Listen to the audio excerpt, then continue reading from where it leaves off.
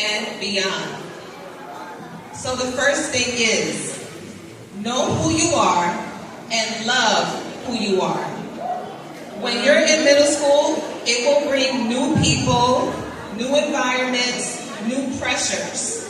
So it could be very easy for you to lose your voice in amongst all the noise around you.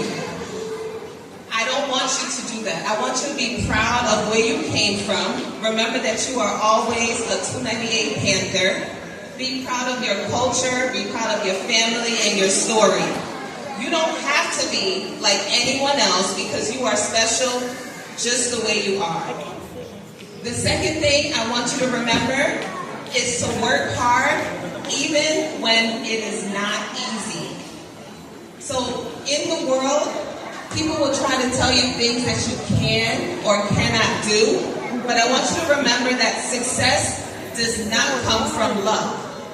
It comes from effort and hard work.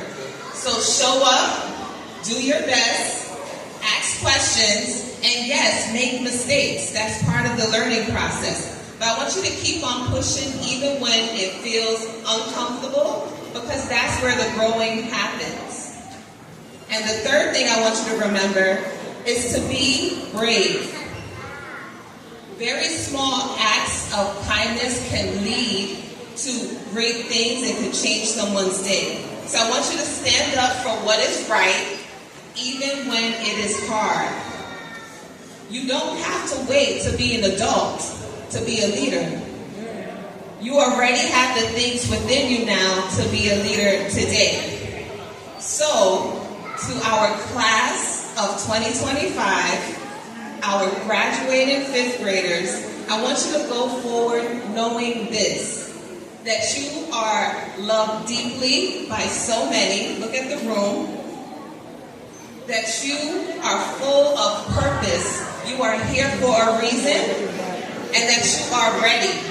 So middle school may be a new chapter for you, but you already have what it takes to be great. So congratulations to you all. We are so very proud of you, and go to the class of 2025.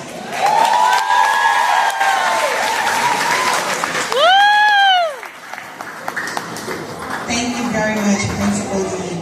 At this time, I would like to shine the light. Miss Sealy, are you here? Miss Alicia Sealy? Are you here? No. Okay, I would also like to take the moment to thank all the parents